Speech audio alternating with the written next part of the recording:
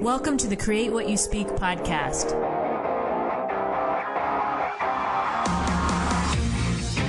Join me as we have a real-life discussion on how to change your life by changing your thoughts. Remember, question everything, trust yourself, and find your truth. Welcome to the Create What You Speak podcast. My name is Sloan Fremont, and I'm your host. I've been thinking a lot lately about self-love and what it means to me, how I can love myself more. And I think most of us, we've been programmed to believe that self-love is selfish, or that it's something that we have to sacrifice a lot for in order to have in our lives. And we put so much energy out for others, right? For our family, for our partners, for our jobs. And then often we're disappointed when we don't get back what we give. And when that happens, we slowly start to lose our power over time because we're spending so much energy focused outward that there's nothing left for us inward. And so is simply loving ourselves more the key to overcoming all these years of programming and, this way of thinking that we have? Or is there something more to it? And so this week we're going to talk about that. And my guest this week is Jenna Banks, and she's the author of I Love Me More, How to Find Happiness and Success Through Self-Love. Jenna, welcome to the show. Thank you so much for that warm welcome. I'm so excited to be here with you today. I'm excited too, because this topic of self-love and reclaiming our power is it's like 2022. That's the energy it feels for me this year, is that it's coming back around to, okay, now we can pay attention to ourselves, right? We're not out here looking for answers outside of ourselves or seeking something out. It's coming back home to us. Yeah. So let's start out. Can you tell us a little bit about yourself and what led you to write I Love Me? Absolutely.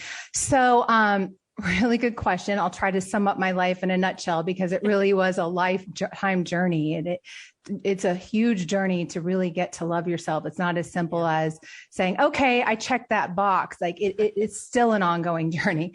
Right. But, I came from a really traumatic background. Mm-hmm. I had an abusive background from growing up from childhood in different ways. Ended up leaving my father's home at the age of 14 was the first time I really chose to kind of tune in to what I was feeling at that time and saying, I'm going to choose me, and this isn't working, and I can do better than this. Life could be better than this. And ended up in just as bad of a situation, just a different kind of bad at my mother's house. Oh. And I got kicked out many times, ultimately being kicked out for the last time at the age of 16 on my own, totally nowhere to go. Ended up bouncing around from friends to different friends in my grandparents' place for a very short time in Chicago. So I went from California, Chicago, ended up in Florida at the age of 16 at another friend's house. I got back into high school, because obviously was in school and had to pick my classes back up, but had even a hard time just staying with school because now I'm supporting myself, working full time, tried to go to night classes, and that just wasn't working. So, I just had too many issues going on at the time. Yeah. So I ended up, getting my GED, after dropping out of high school.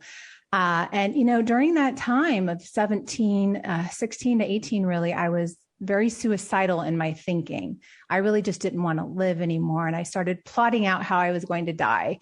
Oh. I had no feelings, I'd been through so much. I had literally gone numb, and I was like, I just want to feel again. I don't feel anything. And so I thought the only way out or to better my situation was just not to be around anymore.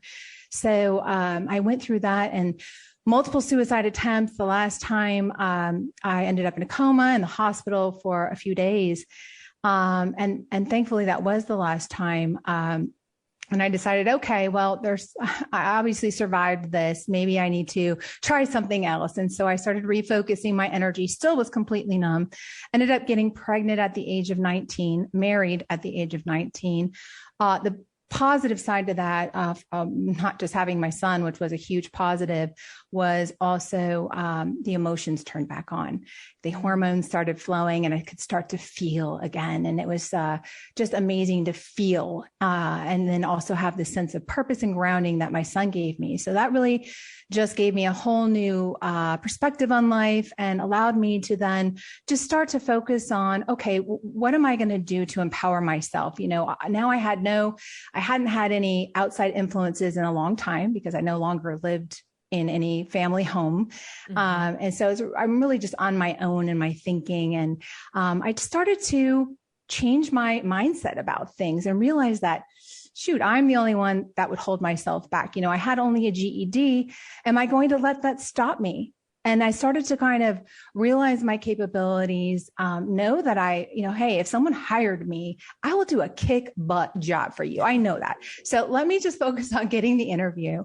And eventually over time, I did get into corporate and started to work my way up and, quickly got into management because I have good leadership abilities, started becoming an entrepreneur pretty soon into my 20s, multiple entrepreneur. I'd go back into corporate, be like a director of whatever, then start my own company again. And so I got to work my way up to the point where, not only was successful in business despite this traumatic background, if you will, but also, just trained myself to, just think about things that the way my intuition kind of led me to think about things. So rather than, again, letting these external forces that I didn't have influence me, I didn't have that. And I was thankful for that. And I chose to embrace, because I didn't have a support system, I chose to embrace that as a gift because it allowed me to kind of make my own mind up about things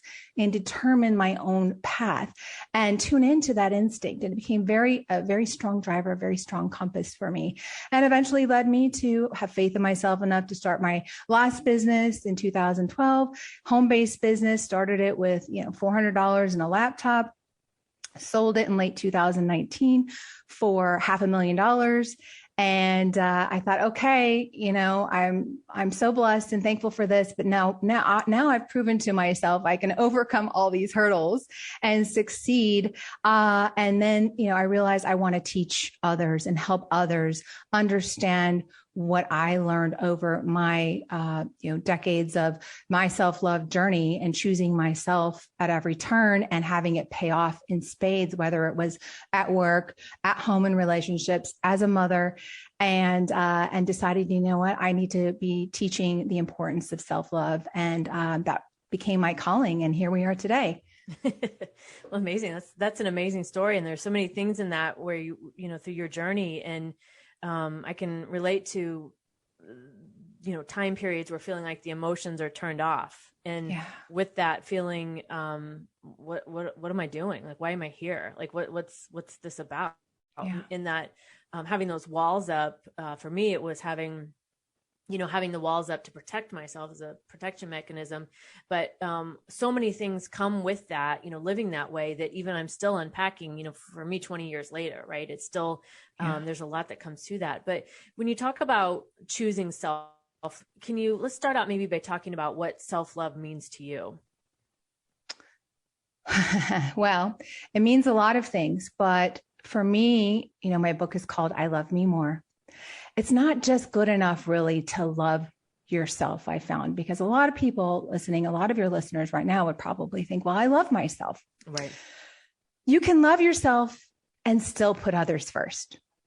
You can love yourself and still be everyone's errand runner. You can love yourself and still not go for the dream job. It's not enough to love yourself. You have to love yourself more than anyone else, more than your spouse, more than your kids, more than your family, more than your friends, more than your job. You have to make yourself your highest priority. You have to make your happiness your highest priority. You have to be, it's almost like you're two people. You have to look out for yourself like you're in a relationship with yourself, you are your highest priority. You need to defend your boundaries. You need to stand up for yourself and ask for what you want at work and not be afraid to do it. That is my definition of self-love, is loving yourself more. Yeah. And I like that the more part, because like you said, most people listening probably think I love myself. Right. And when I first started on my journey, my awakening journey, it's been 6 or 7 years ago now, self-love, I had no idea what it meant. In theory, but to apply it in my own life, I had no idea. And I thought someone who didn't love themselves was somebody who maybe was stayed in an abusive relationship, right? Or was a doormat for people, or whatever it might be. I thought that meant you didn't love yourself. Yeah. But everything else was, of course you love yourself, right? Because you're not letting those things aren't happening to you. Yeah. But as I've been through my journey, what I realized that self-love is so much about being with myself, like being okay with being with me, like not putting myself through the mental torture of looping, suffering thoughts or negative thoughts, or looping stories that cause me so much pain in fear and anxiety in my body. But I keep doing it, right? And so self-love is it's I think probably different for everybody, but there's so much to how we come home or not to ourselves. And what you're talking about loving yourself more than anyone else is, as you're talking about that, I was thinking about my own self. And again, I would say I love myself, but do I love myself more? Right. Because sometimes I'm doing these things, these thought patterns, or doing these behaviors that are not acts of self-love. You see, even the best of us, I tell you, we think we love ourselves enough. And there's so many ways in which we don't love ourselves enough. And what I relate that to are basically unconscious social norms. I talk about this a lot because it is unconscious. These are things we don't question or think about. We form 95% of our beliefs about the world. I'm sure you know this by the age of 7 to 9. Right. That is what we think the world is about, what we perceive a woman to be, a man to be, what relationships to be. And then we don't question those beliefs anymore. And we watch our mother self-sacrifice. Yep. Right. And we watch the women around us and their behaviors, and we think being the nice girl is the way I'm supposed to be. Sacrificing myself to please others, putting other people's feelings ahead of my own. That's my responsibility. Right. Who taught us this? Right. And think about that at such a young age, taking that on, like that's such a big burden to take on at age, 7 to 9. And then we carry that through our whole life. Right. And it's like this heavy burden that we carry that is so out of sync with who we are now as people, right? What our soul, would call to us to be. And that is why it's self-abandonment. That's why it's out of sync. We're abandoning ourselves left and right. And our instinct knows it. Our soul feels it, but we've learned to deny it.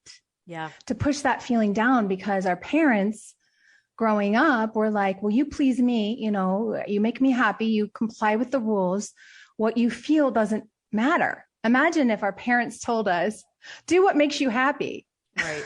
Right. Like what, I know. And then I think the question, like as a kid, you'd be like, yeah, but like you think about that now as an adult, like what makes me happy? I have a lot of conversations about this. And sometimes people are like, I don't even know. Right. We don't even know, because we spent all these years with these beliefs pushed on us and these behaviors expected of us that are so out of alignment with who we are and what we want to be, and that takes up so much energy to live that lie, right? Live that way. It's all this heavy energy that comes with us, that there's like nothing left for us after that, right? Yeah. Because we're so busy. How I always describe it was like fighting with myself in my mind, right? Yeah. I'm like wasting all this energy fighting myself in my mind that I'm just exhausted by the end of the day, or, when it was at the peak of times for me, extremely difficult. I had nothing left. By the end of the day, I just wanted my bed and I want to put the covers over my head and just block out the world, because I had nothing left. So I have this thing I like to call, this analogy called the power container. And what you're referring to is a drain power container. And a lot of us operate from this place of being drained. Now, the opposite of that, imagine you have this vessel that kind of rests between the bottom of your stomach and to the top of your clavicle area, top of your chest. That's your power container. And when it's drained, that's what you feel like. Those things that drain us, like you were experiencing, are, these disempowering social norms, putting everyone else's needs ahead of ourselves, saying yes when we really want to say no, letting somebody cross a boundary and not standing up for ourselves and what we're truly needing, overdoing it, over pleasing, because we think we have to do that at work or at home to be considered a good mom or a good worker or whatever. These thoughts, this mindset that's running in your head that you have to do it in order to prove yourself, the constant people pleasing and self-sacrificing, all of that drains us. So what actually fills us up, if you think about it? Because, I always try to operate from a place of what I call powerful. If you have this power container and you're operating from a place of drained, obviously we don't want to be there. The goal for me is always to be operating from a place of powerful. And how do I do that? Well, this is part of my self-love journey. It's a daily routine and has been for so much of my life, is to check in with myself daily. How do I feel today? Do I feel drained? Or do I feel like dancing in the car, blasting my favorite music? Am I radiant when I go to the store? Do strangers say hello to me? Or do I feel like, I just want to cringe and hide? I mean, these are my mirrors, how I feel or how the world is reacting to me is a mirror to how my power container is, what kind of state it is in. So what I do to fill it up is I practice self-care and self-love. Do the things that make me happy. I pay attention to that power because that power is so important. If I'm in a situation where somebody's crossing a boundary, I pay attention to that feeling like, ooh, I'm starting to feel a little disempowered right now. Do I play nice girl and look out for their feelings? Or do I say, hey, you know what? That's not okay with me, and do it in a nice way. You don't have to be a B word. You can just say, hey, by the way, that's not okay with me. I don't appreciate being talked to like that, or whatever it is, and you'd be surprised. We have this running dialogue in our minds that if we stand up for ourselves, if we say no when that's what we feel like saying, if we stop giving as a way of proving ourselves, that people are going to, not think of us highly or think we're not nice or think we're a bitch or whatever. Like, it's so not true. But because we're so fearful, like you mentioned in the beginning, of being selfish or narcissistic or being thought of as conceited, we run so far in the other direction that we drain ourselves. Yeah. And so and we get used to that, I think. We get used to being drained. And so as you're talking about having that full power container, I like that visual of like stomach to the throat area kind of, and thinking about what fills that up, right? Because that self-care, in self-care, sometimes it's, if you search the word self-care, a lot of times what comes up is like a spa picture or like a bubble bath, right? And that's not what, that could be self-care, but it could be part of it. Yeah. We're talking about much more than that, right? We're talking about like you're saying no when you, or saying no when you want to say no, right? Not saying yes just for the sake of pleasing everybody else, or standing up for yourself when you need to, or ask for what you need, right? Not expecting people to read your mind or, whatever. So there's so many ways that self-care can be demonstrated in throughout the day for a person. And having that full container and thinking about what for each of the listeners, thinking about what fills you up, because that feeling in your body when you feel good, you feel expanded, you feel like you're standing up taller. And then we all know those things that make us feel like we're constricting, like we're bending over and like we want to, disappear into the world. And so you can, I like that visual because you can gauge by what you're experiencing during the day. Is this filling me up? Okay, then this is self-love for me. And it doesn't have to mean that it's the same for you and I, right? It's different for everybody. It's totally different for everyone. The same thing with what drains you, which are those, maybe those areas that we're lacking in self-care that we, maybe didn't notice or recognize, right? There's things that, I still, like I said, on my journey, I still uncover things that I'm like, that's what that's been about for all these years. Like that's why and sometimes these things that, these dialogues that we have in our mind, it goes back to that age 7 to 9, right? Or even before, where we're picking up other things from other people that are no longer, not even ours to carry anyway, but yet they're in the back of the mind and the subconscious impacting us. So having that visual, I think, is such a great way to think about self-love rather than maybe bubble baths and, going to the spa, right? Truly, it's not self-abandoning. It's honoring that feeling in there. How do I feel today? And then obviously having the goal of being on powerful is a really good visual, because the things that fill you up. I've got this simple little thing I call my joy list. It's just a little sticky note. I like it just so I can see it every day to remind me simple little things I can do throughout my day to get, to fill up. And, it's not going to the spa or all that, because that takes time and, you're not going to do that all the time. For me, it's the simple little things that I have to be able to do every day. Just a little thing like listening to music. It puts me in a happy place. Going for a walk on a sunny day. I know it instantly lifts my mood. Calling a friend that haven't talked to in a while, just catching up, little things like that you can do. And it's going to be unique for each of us, that you can just say, how can I fill up today? Just, because sometimes we don't always have time in our schedule to do something great. But while you're going, let's say I was getting ready this morning, blasting I have this, I Love Me More playlist I put together, which, by the way, is free for any of your listeners. If they want to get it, I have it on Spotify or on iTunes. Oh, and it's almost 40 songs that are uplifting. Believe it or not, it was really, really hard to find self-love songs. Yeah. 99% of the love songs out there are about loving others. And while I was putting this playlist together, I was like, oh my God, we need so much help here. We haven't focused on this enough, but we need to be loving ourselves is so very important. So anyway, I compiled my personal list and put it on my website for everybody, but it just, listening to that in the morning just gets me jazzed up.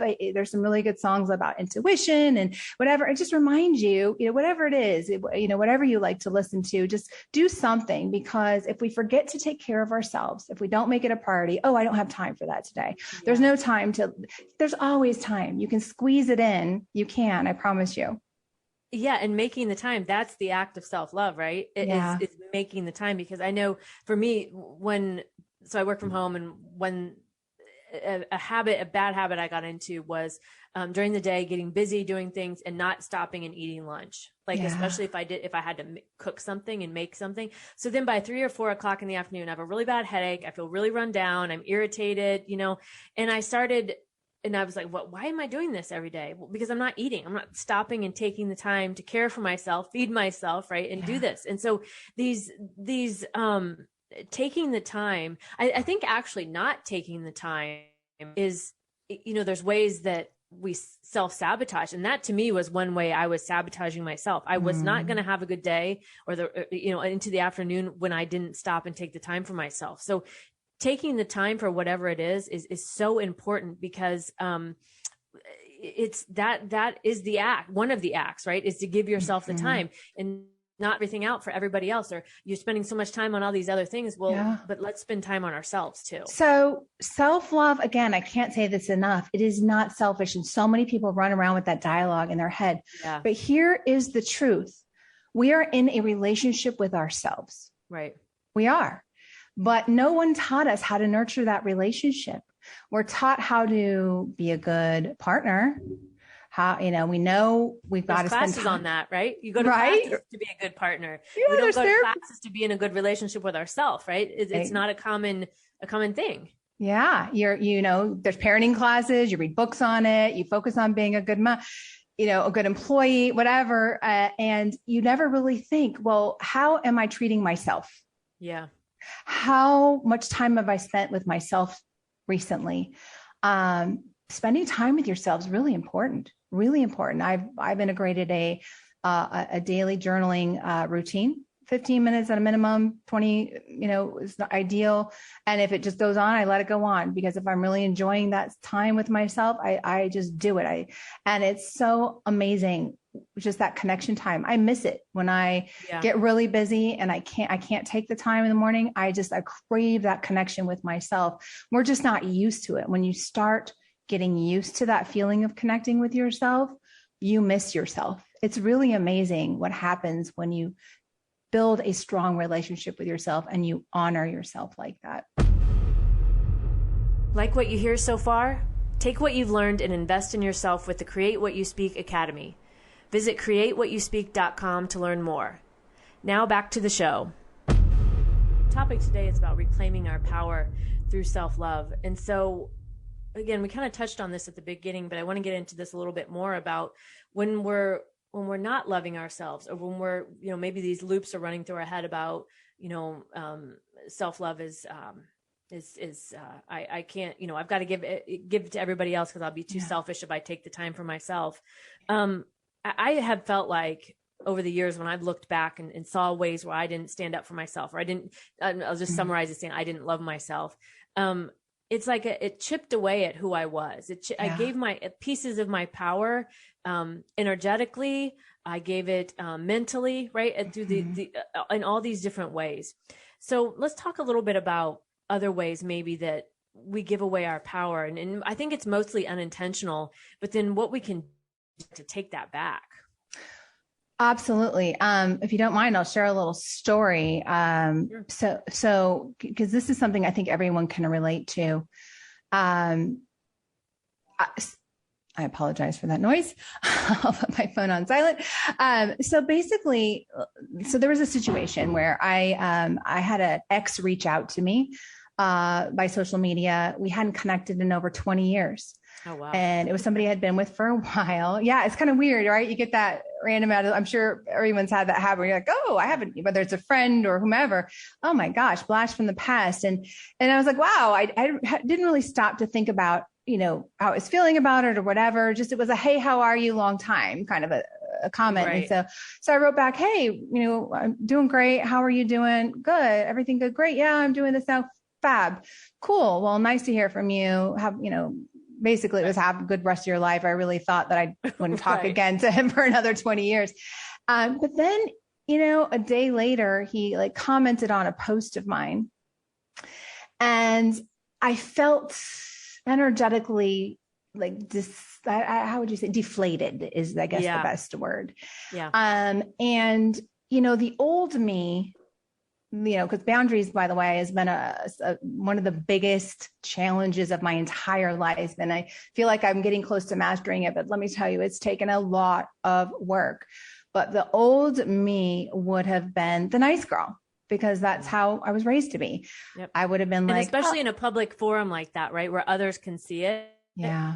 You know what I mean? It seemed like, well, what are other people going to think? They have to see me as the nice girl, right? 100%. And so it's all about pleasing everyone else, right? And what will other people think of me and all of that? No, I've learned to honor myself. Number one, I'm in a relationship with myself, and I look out for myself. And so I said, well, let's be honest about how you're feeling. This is not okay. I felt like somebody intruded on my personal space. Right. That's the truth. And I need to honor that. So I wrote him a message, a DM, and I just said, hey, I'm going to be honest here. We're not friends. We never have been friends. If I look back, when we were in a relationship together, it was quite tumultuous. There's a reason why I broke up with you. I have no inkling to rekindle this connection.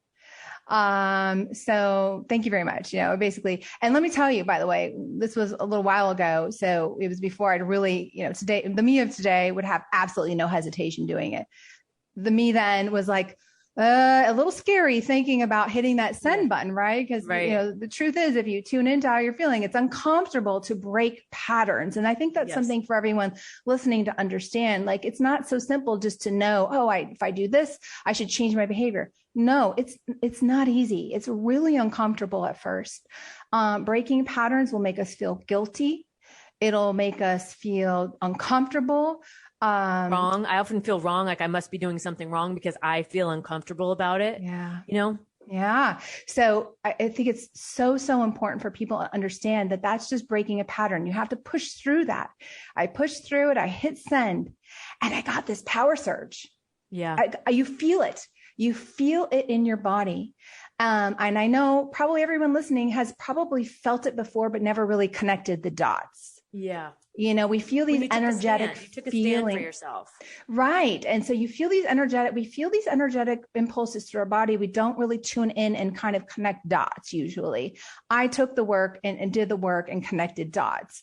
And I realized that, yeah, when you stand up for yourself, it feels darn good and you take your power back. It's my power. I'm not taking anything from him. And he wrote back and he said, I'm sorry if I caused you any discomfort. You know, I apologize. I wish you well. Great. I don't need anything more from you. And what his response was, wouldn't matter to me. It had nothing to do with him. It had to do with me and standing up for myself. And, you know, the more you do that, what seems to happen is, you know, your energy changes. You less and less, you know, do people try to test my boundaries because there's this certain energy that's about you that you become powerful, right? It's this filling up of the power container. When you are on powerful, it emanates power. It's not about having power over other people. And I think that this is really, really important message for women, especially to understand, because through the research I've done, came to find that women are averse to the idea of power. Okay, so let's think about this. And I would implore your listeners right now to ask yourself right now, would you say I am powerful? Would you own that? Like, how does that feel? I am powerful. I think for most of us, it's very, very foreign and something that we shy away from because we see it as a masculine trait. We see it as having power over other people. I think it depends on what area of your life you're thinking about, because you may feel more powerful in some areas and that may come easy than others. That's what I found in my life. Okay. Yeah. No, I found that even some of the most powerful women that I've talked with, as I've explained this concept to them, they're like, you know what? I've been told I'm powerful and I reject that. And I think it's a good thing when I reject. They think that they're being humble, you know, not being conceited. Oh, this is, you know, I'm supposed to reject that. No. That's the problem. We want to reject being powerful. And that's okay. We do want to reject the masculine ideals in our mind that we think powerful is. What I want to do is really reframe what being powerful is for a woman so that we can claim our power, because it's our power. It is our power. It's about power, having power over ourselves. It's about living lives to our fullest potential. And to do that, we need to be powerful. And when we are powerful, into our power, right? Step into that. And one thing the way I often refer to it is it's our come from energy.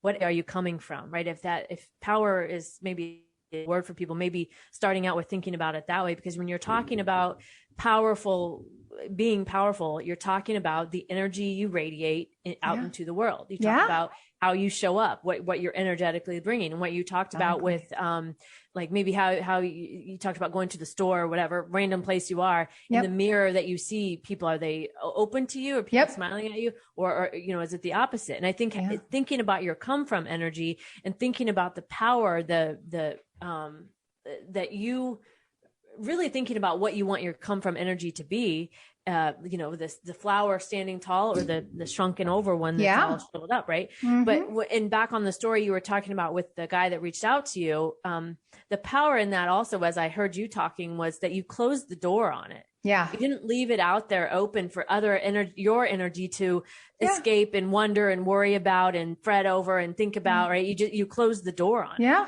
And so having these experiences where you do something like that, which seems like, you know, it's the world kind of thing, right?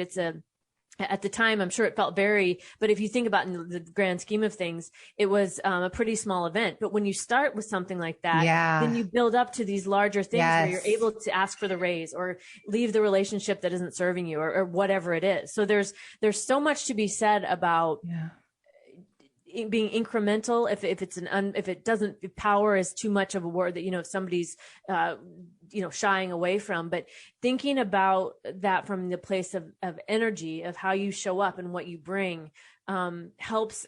At least it helped me when I was thinking about how I wanted to exist in the world. Mm-hmm.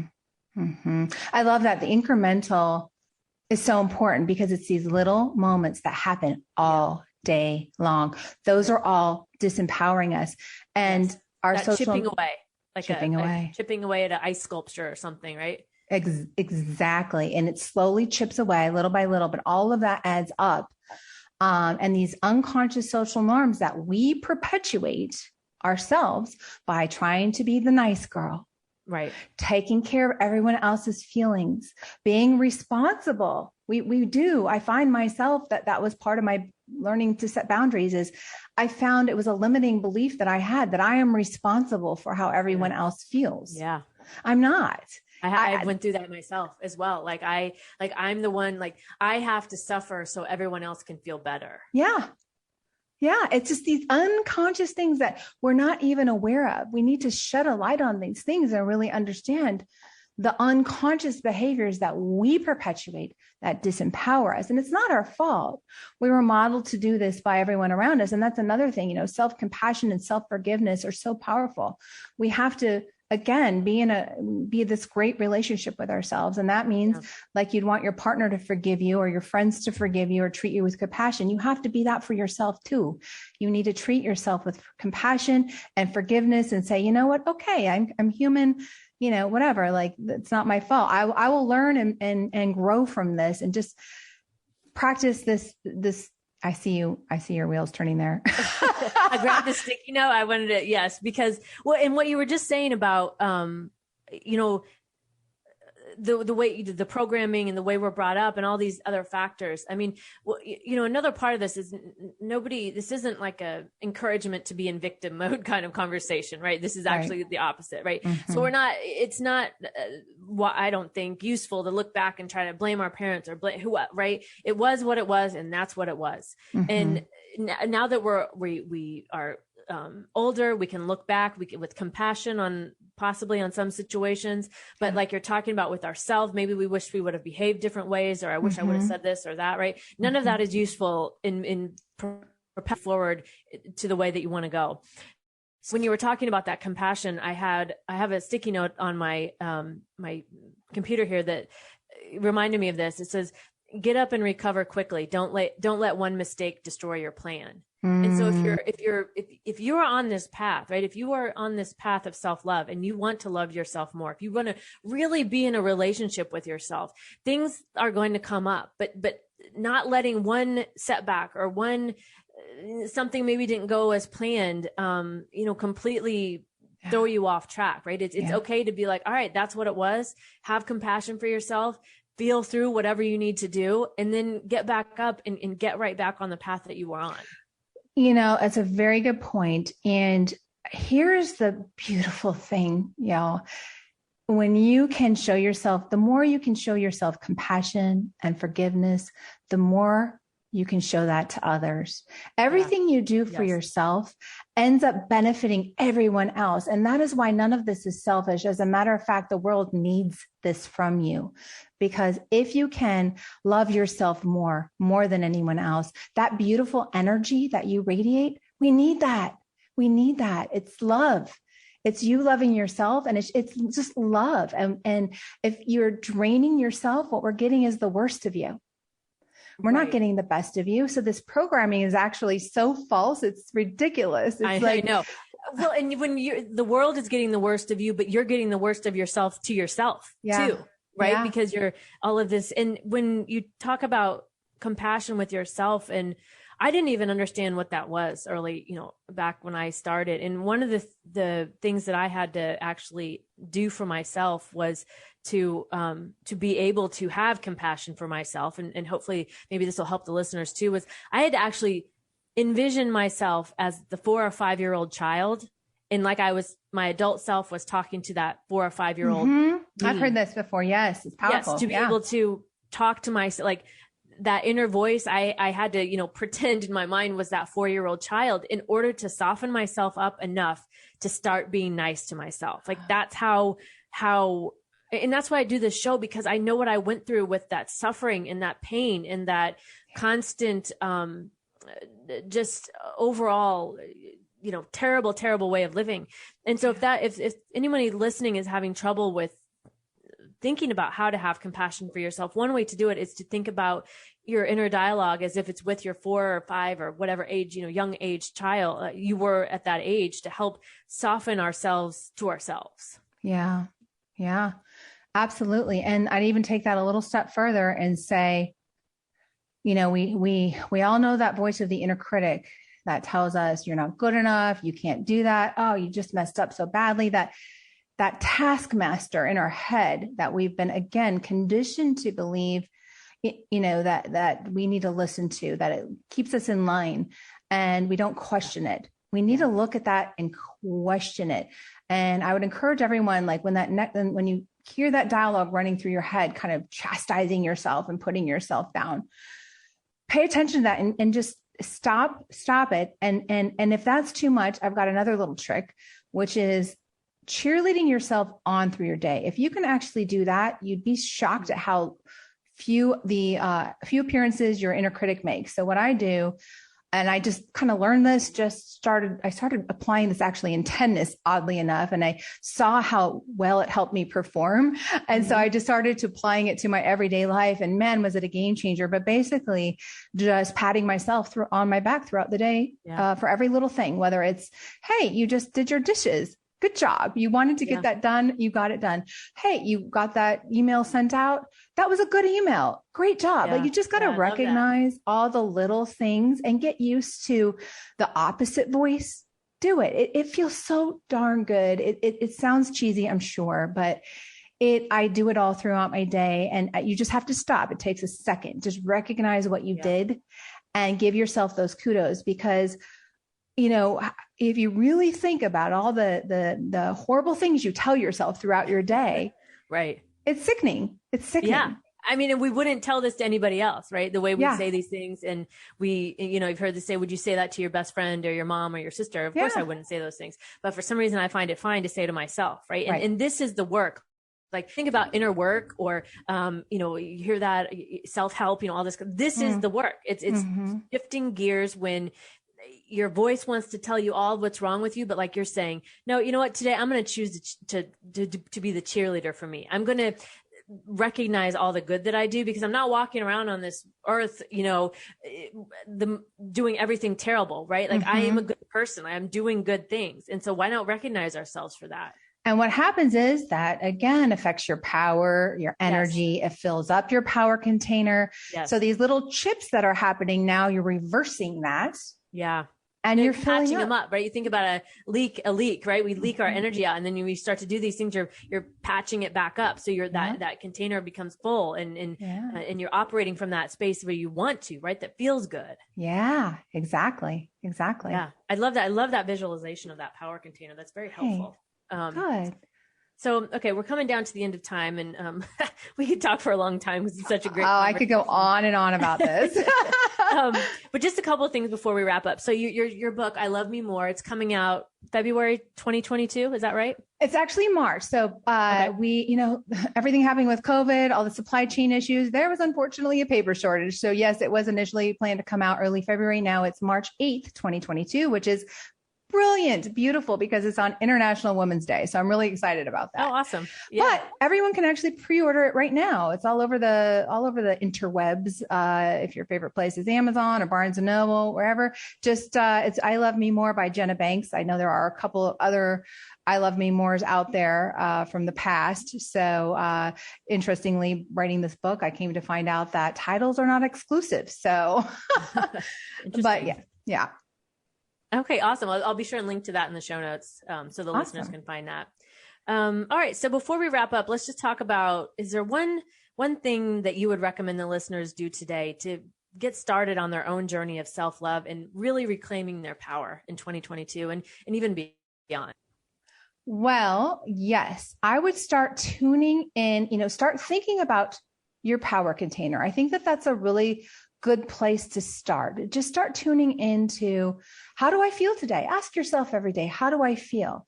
Mm-hmm. And then kind of work backwards from there. Like, why do I feel this way? Was there something that drained me today? Or, do I feel great? Why do I feel great? Just start to kind of look at those things and start to tune into the things that power you up and the things that drain you. And then, also just, honor your feeling. Start testing the waters. How does it feel to honor that feeling that I've got and honor myself and make that a priority? And just remember, it's going to be uncomfortable if this is new territory for you. Don't let that stop you. Yeah. Don't let it stop you. Keep going. And there's so much out there that you can, obviously read and learn once you start to go down this journey. I would love to help you. My book, it's got, I'm a very practical person. And so I wrote it in a way that is very easy to understand, relate to. I've got a ton of personal stories in there because I know stories are just easy to relate to and allow the information to kind of get through a little bit easier. But, I just wrote it for the everyday person because, again, I've got a GED as my highest level of education. I'm not trying to make this all pretentious or anything. So it doesn't matter where you are in life. I wrote the book to be relatable for the everyday woman. But if people can follow me on social media, I give a lot of free information out there as well. So awesome. All right. We'll be sure and link to that in the show notes as well. Thank you. My guest this week has been Jenna Banks, and we have been talking about reclaiming your power through self-love. And this self-love topic is just so important. And I hope everyone listening is able to find pieces in here that help you on your path and really honor yourself, right? Jenna, as I was hearing you talk about, filling the container up and how we can start to tune in with that. What also came to mind for me was honoring ourselves through this, right? Really honoring ourselves, our process, being willing to go through what's uncomfortable to get to that other side. And I'm sure you can attest when you do that for yourself, it's a whole new world on the other side of what we might be used to living. Yeah, definitely. I love it. Thank you for having me on, Sloan. I really loved our conversation so much. Yes, so did I. Thank you. Thank you so much. My pleasure. What a great conversation with Jenna Banks about reclaiming your power through self-love. I absolutely love, I said it, I know multiple times, but that visualization of the power container and how we can fill ourselves up and paying attention and having the awareness of what drains us, right? That's such an easy and quick way as you go through your day to think about I think it also could help us determine what self-love means individually, right?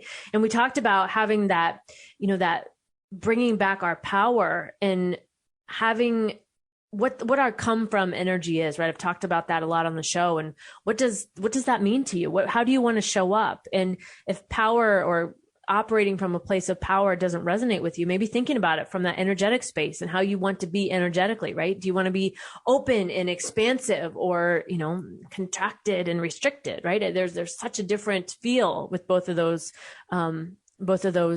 concepts when we think about energy. So, what a great conversation. And I love having these types of conversations where we get to talk about things like self-love that just aren't talked about enough. So I hope you enjoyed this as much as I did. And I hope you found something in here that you can apply to your own life starting today. And I want to thank you for listening this week. If you want to learn more about me, you can visit my website, sloanfremont.com. Also, please be sure to join my Telegram channel. If you're new to Telegram, we have a big group on there. I've been doing live streams on my Telegram channel. It's a lot of fun. I try to do one a week. It just kind of depends, sometimes more, sometimes less. But Telegram is a great way to connect. There's ways to comment, and what I'm going to do is open up the chat, the Q&A on Telegram, so that way we can talk live with each other. So be sure to join us so you don't miss out on that. Let's see, a couple other things before I wrap up. Remember, I have my Create What You Speak Academy, createwhatyouspeak.com.